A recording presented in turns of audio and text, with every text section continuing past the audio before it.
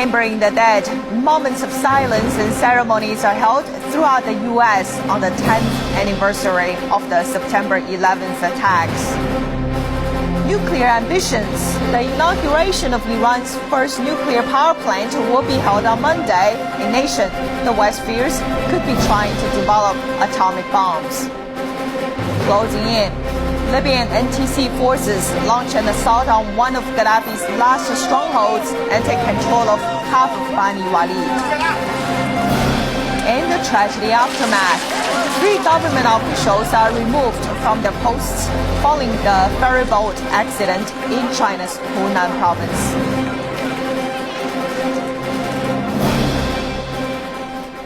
Good morning from Beijing and welcome to this edition of CCTV News. I'm Yu Ze. And let's begin with a sober moment in the U.S. It has been 10 years since that September morning when terrorists crashed the hijacked planes into the World Trade Center in the Pentagon, and a 4th plane crashed into a field in rural western Pennsylvania. A decade after the worst terror attack on U.S. soil, relatives and dignitaries gathered to unveil a memorial with U.S. President Barack Obama visiting all 3 sites. Mike Weber has the story. After a decade of grief and recovery, the U.S. is remembering 9/11. The nation paused on Sunday to mark the anniversary of the attacks that killed nearly 3,000 people.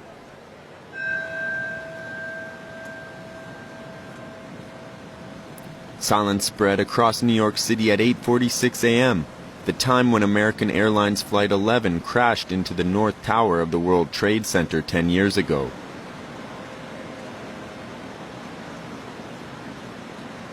U.S. President Barack Obama read from the Bible, speaking of God's refuge and strength as a very present help in trouble. The relatives began to read out the names of those who perished. Delamero Abad, Marie Rose Abad, Andrew Anthony Abate. New York's National September 11th Memorial was unveiled, featuring 2 reflecting pools in the footprints of the Twin Towers. The names of those who died on 9/11, as well as the 6 people killed in the 1993 World Trade Center bombing, are inscribed on the edge of the pools. Another moment of silence at 9:03 a.m., the time when the 2nd plane struck the South Tower of the World Trade Center. Afterward, former President George W. Bush read a letter sent by Abraham Lincoln to a woman who lost 5 sons in the Civil War. In the fall of 1864, he learned... Meanwhile, ceremonies began at the Pentagon with the singing of the national anthem.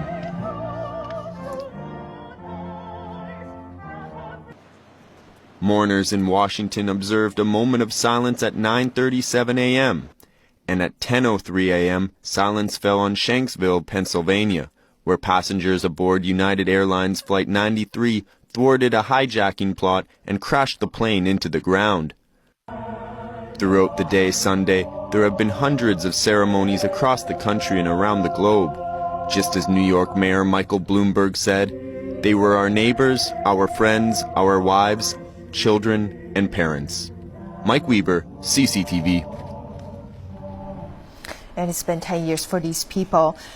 U.S. President Barack Obama has placed a wreath at the memorial for the victims of the United Airlines Flight 93, which was hijacked and crashed. The Boeing 757 en route from Newark Airport in New Jersey to San Francisco was carrying 37 passengers and 7 crew members. 4 men affiliated with Al-Qaeda hijacked the plane and diverted it towards Washington. But when the passengers learned of the fate of the other hijacked aircrafts, they tried to retake control of the plane. A struggle can be heard on audio recordings from plane's cockpit. The hijackers, realizing they would not reach their intended target, crashed the plane into a field in rural Pennsylvania, killing everyone on board. The 5 hijackers crashed American Airlines Flight 77 into the Pentagon 10 years ago. 184 people died, including all those on board the plane and staff inside the building. 7 years later, the Pentagon Memorial opened to the public to commemorate the victims. And on this 10th anniversary, a member of the Pentagon Memorial Fund tells us the importance to future generations. David Keaton has more. Tom Heidenberger is a retired airline pilot who flew for more than 30 years. Like many Americans, his life changed dramatically on 9/11. He is one of the original members of the Pentagon Memorial Fund. The construction of the Pentagon Memorial has always been a personal matter to him. On September the 11th, 2001, Tom's wife was the lead flight attendant on American Airlines Flight 77 when the plane was hijacked and flown into the building.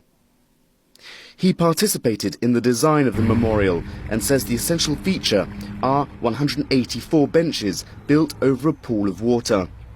Each bench is engraved with the name of one of the 184 people who died on that day. They are arranged from the youngest, 3 years of age, to the oldest, 74. And the benches are aligned, representing the flight path of American Airlines Flight 77. So the airplane came from over there and flew into the Pentagon here. It has and continues to be his wish that for future generations, the Pentagon Memorial will be a place for remembrance. It doesn't do any good to blame people. The idea is to get something positive out of it, have something good come out of it, and try to lead our lives as best as we can for and in the memory of our loved ones. The Pentagon Memorial cost $22 million and an endowment of $10 million was created to maintain the memorial. The Pentagon Memorial opened on September the 12th, 2008. David Keaton, CCTV. And the U.S. troops based in Afghanistan also marked the 10th anniversary of the September 11th attacks. Marines in southern Afghanistan held a memorial service and observed 2 minutes of silence. While in Bagram, Major General Daniel Allen, the commander of the U.S. forces for eastern Afghanistan, gave a speech to his troops. We serve today in Afghanistan so that our children will not have to fight this evil tomorrow, so that they may live their lives without fear of terrorism or religious extremism. Meanwhile, the Taliban has claimed the responsibility for a suicide attack that has left at least 4 civilians dead and 77 others wounded in central Afghanistan.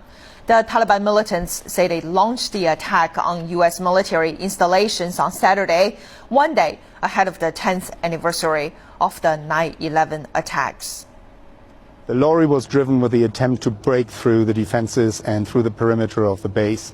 It didn't succeed in that, and the effect in the base was that nobody was lethally wounded of ISAF personnel in that base.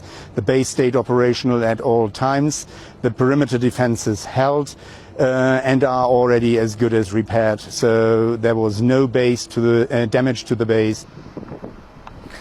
In a statement emailed to media, a Taliban spokesman said the truck used in the attack was packed with 9 tons of explosives. The attack came hours after the insurgent group slammed the United States for dragging Afghanistan into war following the attacks in the U.S. In neighboring Pakistan, hundreds of Islamists have held anti-U.S. demonstrations in the eastern city of Lahore. They condemn policies enacted by the U.S. following the September 11th attacks.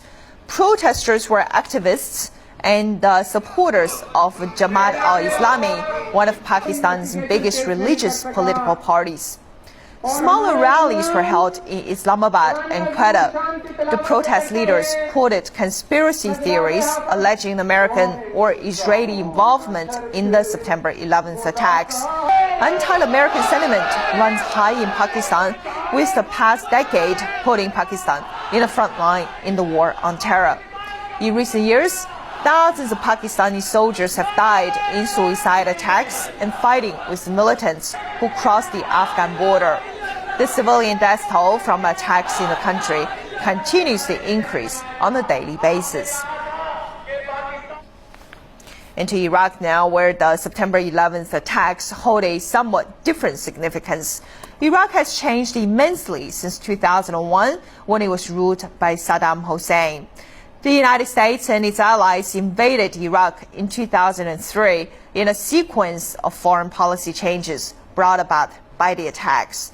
Since 2003, countless suicide bombing attacks have killed and maimed thousands of Iraqi civilians, and security is still poor.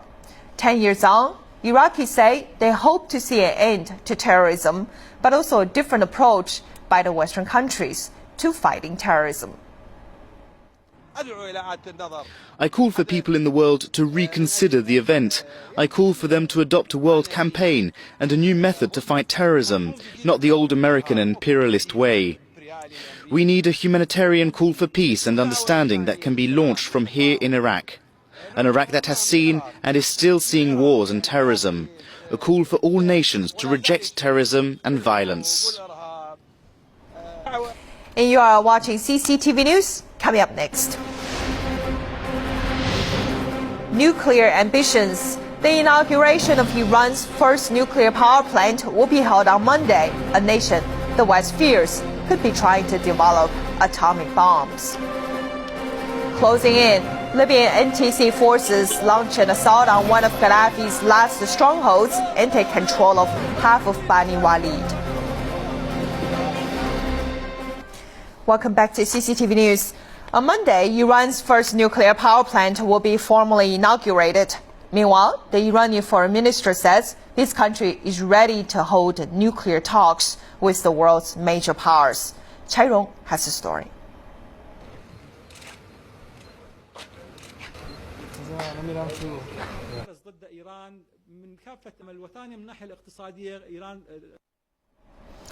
And let's go to Libya now, where the country's rebels fought their way back into one of Gaddafi's key strongholds on Sunday, seizing control of the northern half of Bani Walid. The rebel fighters pushed back into the town on Sunday, a day after retreating under heavy fire. They are now fighting Gaddafi loyalists in the town's center. The battle started on Friday when negotiations with Gaddafi loyalists broke down. The rebel side said they met strong resistance from Gaddafi loyalists, who withdrew from several cities and regrouped in Bani Walid. A pro-Gaddafi local radio station appealed to the city's 100,000 people to fight to death. Meanwhile, Niger's Justice Minister Maru Adamu says that Muammar Gaddafi's son Saadi has fled into Libya and taken refuge fled out of Libya and taking refuge in Niger. The official says that Saadi was part of a group of 9 people who crossed the southwestern border.